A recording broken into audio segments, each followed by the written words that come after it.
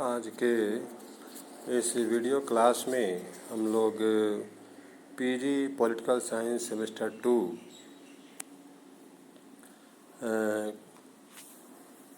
के पेपर 5 में हम लोग 5 में देखेंगे लोक प्रशासन और निजी प्रशासन के बीच जो अंतर स्थापित किया गया है उसके बारे में हम लोग पढ़ेंगे।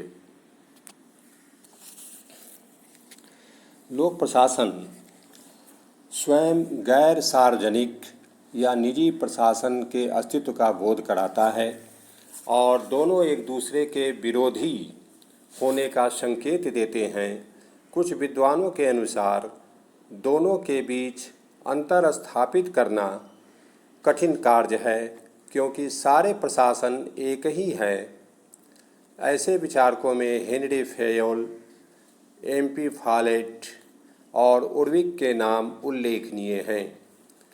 इन विचारकों की दृष्टि में प्रत्येक प्रशासन में पोस्ट कॉर्प अर्थात POSDCORP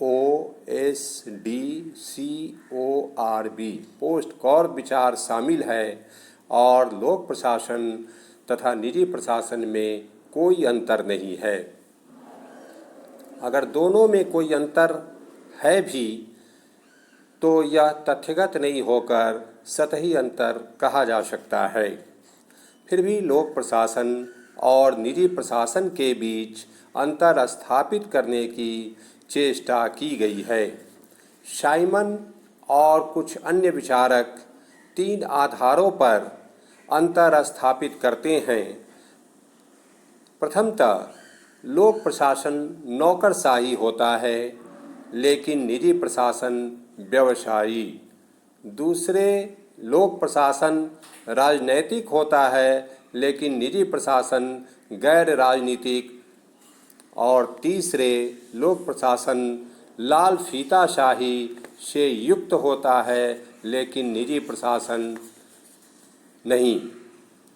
इन अंतरों के साथ साथ लोक प्रशासन की अपनी कुछ निजी विशेषताएं होती हैं जिनके कारण निजी प्रशासन और इसके बीच अंतर स्थापित किया जा सकता है जो निम्नांकित है, जो निम्नलिखित है। जैसे नंबर 1, लोक प्रशासन के कार्यों में एक तरह की अनिवार्यता होती है जिसका निजी प्रशासन के क्षेत्र में अभाव होता है।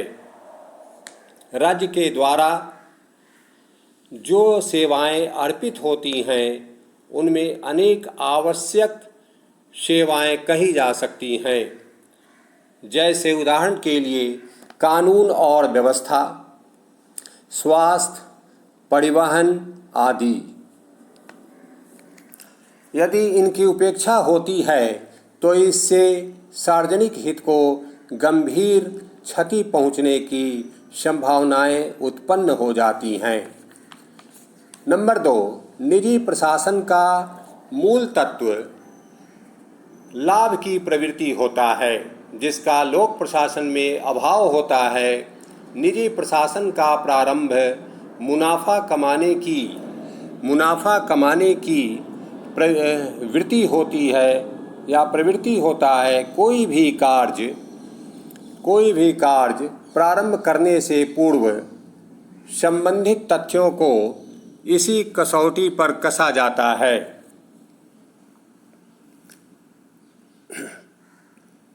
लोक प्रशासन में इस तरह की कसौटी नहीं होती। उसे अपने कार्यों का मूल्यांकन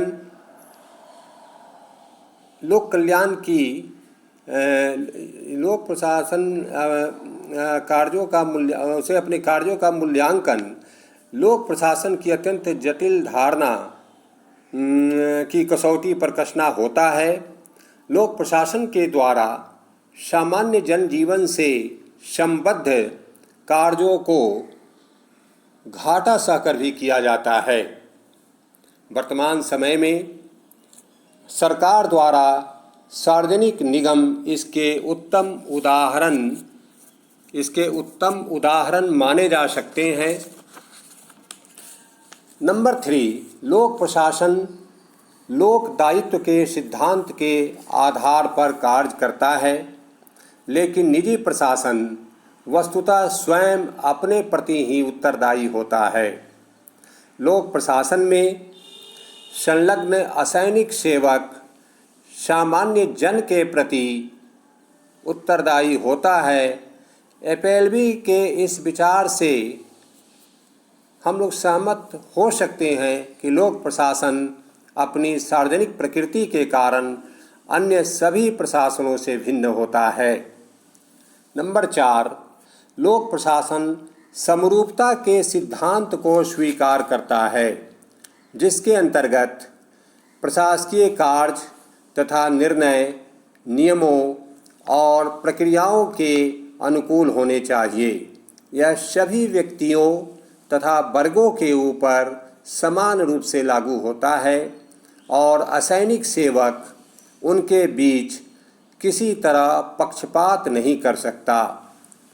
इसके विपरीत व्यावसायिक प्रशासन विशेष प्रकार के ग्राहकों को विशेष सुविधाएं उपलब्ध करा सकता है और इसे निंदा का विषय भी नहीं बनाया जा सकता। नंबर 5, लोक प्रशासन बाहरी नियंत्रण का विषय वस्तु होता है, अर्थात वित्त के ऊपर कार्यपालिका का नियंत्रण नहीं होकर व्यवस्थापिका का नियंत्रण होता है। कार्यपालिका स्वेच्छा से न तो धन की उगाही कर सकती है और न व्यय कर सकती है। इस तरह लोक प्रशासन में प्रशासन और वित्त के बीच अलगाव होता है। ऐसी दूरी हमें निजी प्रशासन के क्षेत्र में दिखाई नहीं पड़ती। नंबर 6, सामग्री के क्रय, निविदाओं के आमंत्रण तथा कॉन्ट्रैक्ट्स के बारे में निश्चय करते समय लोक प्रशासन पूर्णतः नियमों से संचालित होता है, लेकिन निजी प्रशासन इन कठोर मर्यादाओं से मुक्त होता है। इसमें ऐसे सौदे क्षम्य ही नहीं सराहनीय भी माने जाते हैं जिनका परिणाम आर्थिक मुनाफा होता है।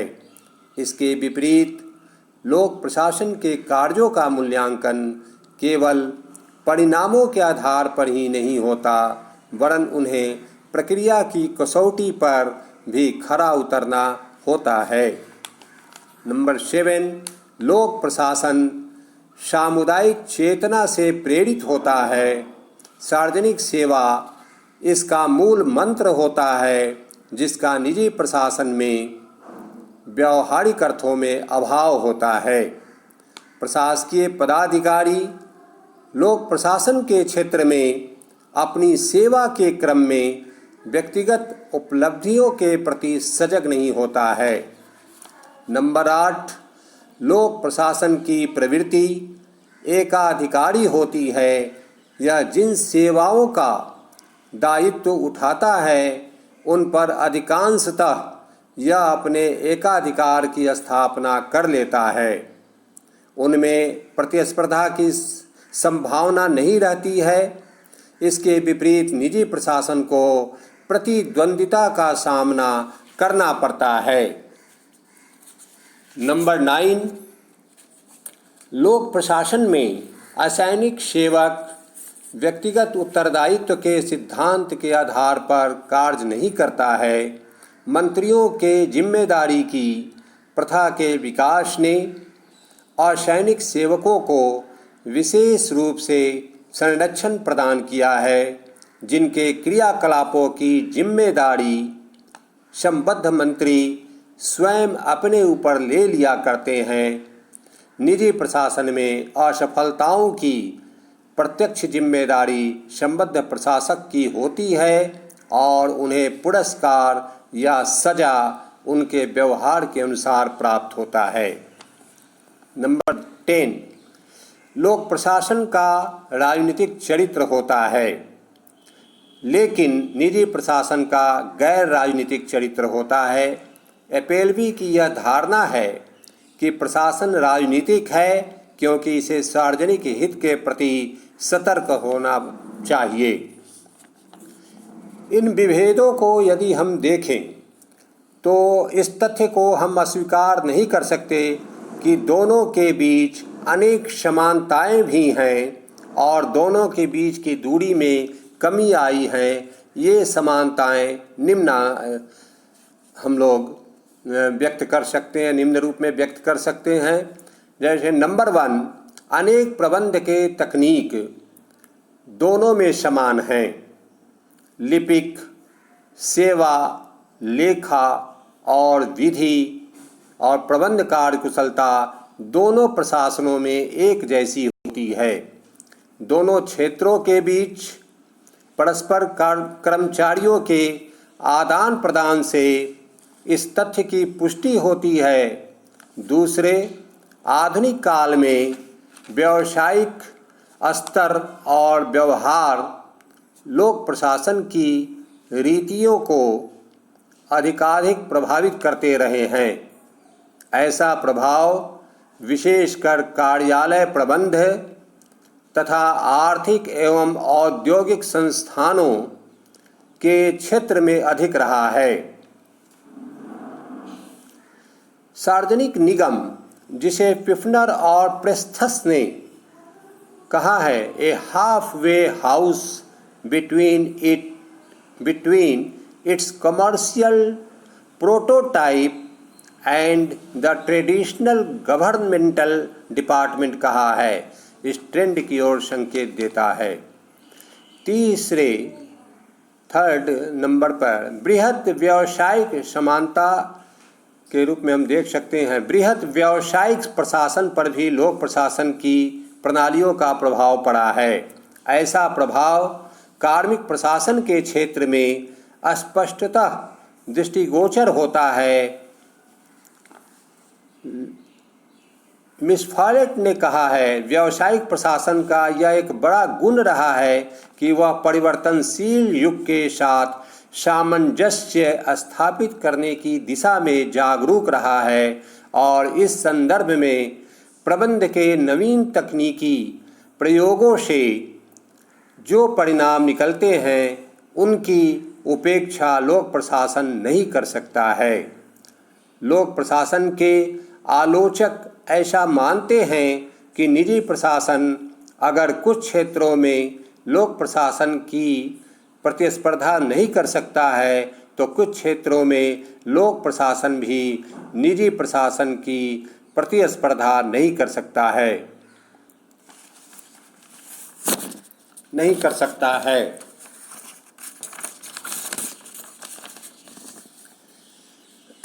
आधुनिक काल में अनेक औद्योगिक और व्यावसायिक प्रतिष्ठानों को राज्य ने अपने नियंत्रण में ले लिया है, जैसे दामोदर घाटी योजना, चितरंजन मोड़ी वर्क्स आदि, जिनमें निजी प्रशासन की भी विशेषताएं उपलब्ध हैं। व्यवसाय विषयक आधुनिक धारणा दोनों के बीच के अंतर को पूर्णतः स्वीकार नहीं करता। उदाहरण के लिए यह स्वीकार नहीं किया जाता है कि आधुनिक व्यवसायों का ध्येय केवल मुनाफा कमाना है। लोक सेवा भी इसका उद्देश्य बताया जाता है। जहाँ तक व्यवसायों के सार्वजनिक दायित्व का प्रश्न है, निजी प्रशासन में इसका भी पूर्णतः अभाव नहीं है। इस तरह इस निष्कर्ष पर पहुंचा जा सकता है कि दोनों की पद्धतियों और उद्देश्यों के बीच निकटता में वृद्धि हो रही है और दोनों के बीच के अंतर नीतिगत हैं। ये दोनों एक ही मूल विषय के दो उपवर्ग हैं जिनका अलग महत्व है और जिनका अलग अलग प्रणालियां हैं। शासन का महत्व और तकनीकी विशिष्टता लिए हुए जो इसे निजी प्रशासन की तुलना में उच्च दर्जा प्रदान करता है। धन्यवाद। नेक्स्ट क्लास में कोई दूसरा टॉपिक हम लोग शुरू करेंगे। तब तक के लिए धन्यवाद।